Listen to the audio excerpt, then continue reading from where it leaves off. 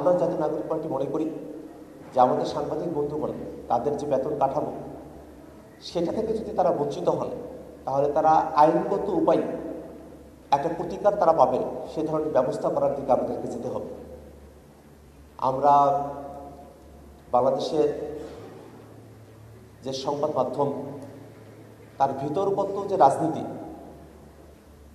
সেই সম্পর্কে আমরা অনেকেই হয়তো জানি, আমার একটু জানাশোনাটা কম,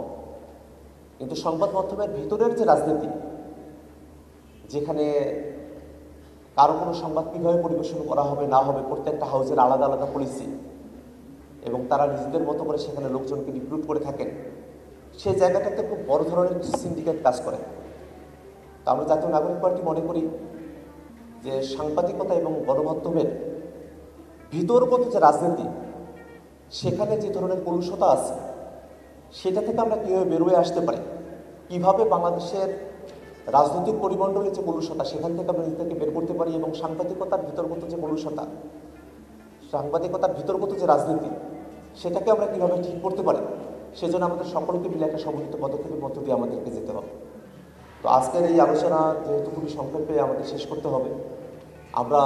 ভবিষ্যতে আরও বিস্তারিত কথাবার্তা বলবো, কিন্তু দিন শেষে এই বাংলাদেশটাকে যদি আমাদের গঠন করতে হয়, গণতান্ত্রিক পথে উত্তরণ করতে হয়, স্বাধীন সাংবাদিকতা, প্রোপাগান্ডাবিহীন নৈর্ভিত্তিক এবং নিরপেক্ষ জায়গা থেকে সাংবাদিকতা, গুজব অপতথ্যের বিরুদ্ধে দাঁড়ানো এবং জনগণের পক্ষে সাংবাদিকতা, গণমানুষের মাধ্যম হিসেবেও গণমাধ্যমের ভূমিকা পালন করার যে দিকগুলো আছে সেই দিকে রাজনৈতিক দলগুলো এবং সংবাদ মাধ্যম এবং তাদের কর্মীরা যারা আছেন সাংবাদিকরা আমরা সকলে সমন্বিতভাবে কাজ করব।